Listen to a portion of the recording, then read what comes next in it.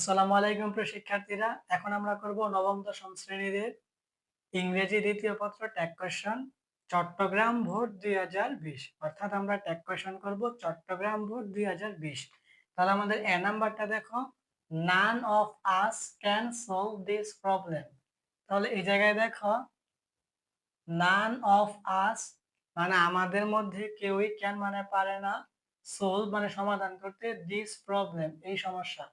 None of us can solve this problem মানে আমাদের মধ্যে কেউ এই সমস্যাটা সমাধান করতে পারে না। তাহলে আমাদের ট্যাগ কোশ্চেনের প্রথমত অক্সিলারি ভার্ব লিখতে হয়। অক্সিলারি ভার্বের জায়গায় ক্যান আছে, ক্যান লেখো, ক্যান। তারপরে আমরা জানি সেন্টেন্সটা অ্যাফার্মেটিভ মানে হা বোধক হলে নট আসে, আর নেগেটিভ না বোধক হলে নট আসে না। দেখো এটা নান মানে কেউ না, এর মানে এটা নেগেটিভ সেন্টেন্স, তাহলে নট আসবে না। তারপরে হচ্ছে আমাদের দেখো নান অফ আস, এই যে আস, এই নান অফ আস এটা সাবজেক্ট ফর্ম হচ্ছে উই, বুঝছো? যে জায়গায় তুমি এরকম নান অফ আস এই যে আস দেখছো, এটা দেখে তুমি বুঝবা যে এটা উই হবে সাবজেক্ট ফর্ম, এটা হবে ক্যান উই। তারপরে B number, there is little water in the glass. There মানে সেখানে, ইজ লিটল মানে সামান্য, ওয়াটার পানি, ইন দ্য গ্লাস ওই গ্লাসের মধ্যে। তাহলে there is little water in the glass মানে গ্লাসের মধ্যে সামান্যই পানি আছে। There is little water in the glass মানে গ্লাসের মধ্যে সামান্য পানি আছে।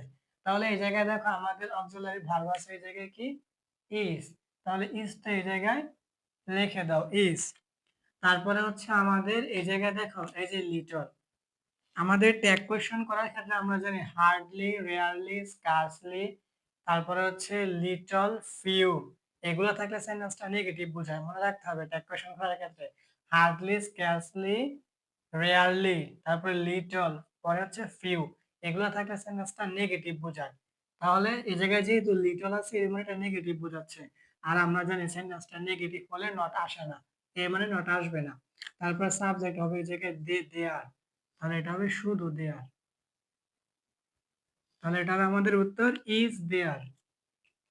তারপর সি নাম্বার দেখো, one can not deny this proposal.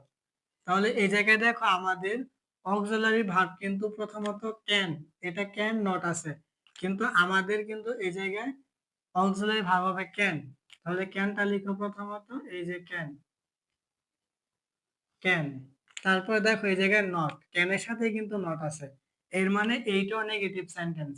এই নট দেখে বুঝছি নেগেটিভ সেন্টেন্স মানে নাবোধক বাক্য। আর আমরা জানি ট্যাগ কোয়েশ্চন করার ক্ষেত্রে নেগেটিভ সেন্টেন্স মানে নাবোধক বাক্য হলে নট আসে না, অ্যাফার্মেটিভ সেন্টেন্স নাবোধক বাক্য হলে আসে। তো যেহেতু এটা নেগেটিভ সেন্টেন্স মানে নট আসবে না।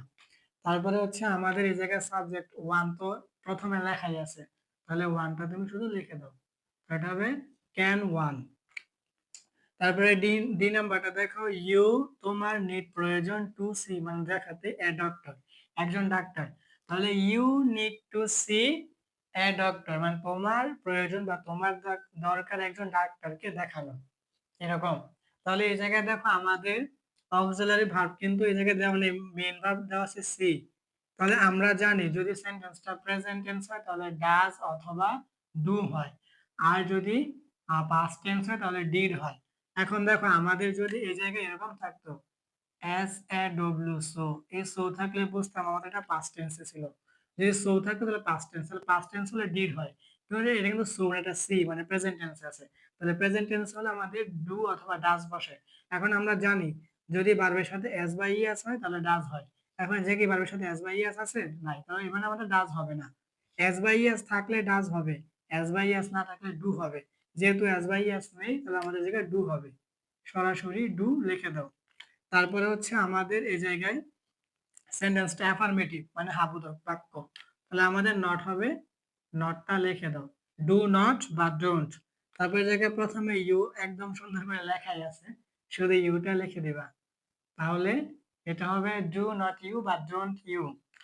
তারপরে দেখো ই নাম্বার, নাথিং ওয়াজ সেড মানে নাথিং মানে কি কোনো কিছুই না, ওয়াজ ছিল, সেড বলার মতো, বলার। আর নাথিং, নাথিং ওয়াজ সেড মানে কোনো কিছু বলার ছিল না, এরকম। তাহলে আমাদের অক্সিলারি ভার্বের জায়গায় সরাসরি দেওয়াই আছে ওয়াজ, তাহলে ওয়াজটা লিখে দাও। তারপরে হচ্ছে দেখো এই নাথিং, এই নাথিং দেখে আমরা বুঝছি কি এটা নেগেটিভ সেন্টেন্স মানে নাবোধক বাক্য, নেগেটিভ সেন্টেন্স নাবোধক বাক্য হলে আমাদের নট আসে না। তারপরে হচ্ছে আমাদের এই জায়গায় আমরা জানি এই নাথিংটা হচ্ছে আমাদের কি, এই নাথিংটা আমাদের সাবজেক্ট। তাহলে আমরা জানি থিং যুক্ত শব্দগুলার সাবজেক্ট হয় আমাদের ইট। এখন আরো থিং যুক্ত শব্দ কি আছে, যেমন নাথিং, এনিথিং, সামথিং, এভরিথিং। এই যে এই থিং যুক্ত যে শব্দগুলো আছে এগুলোর সাবজেক্ট হবে ইট।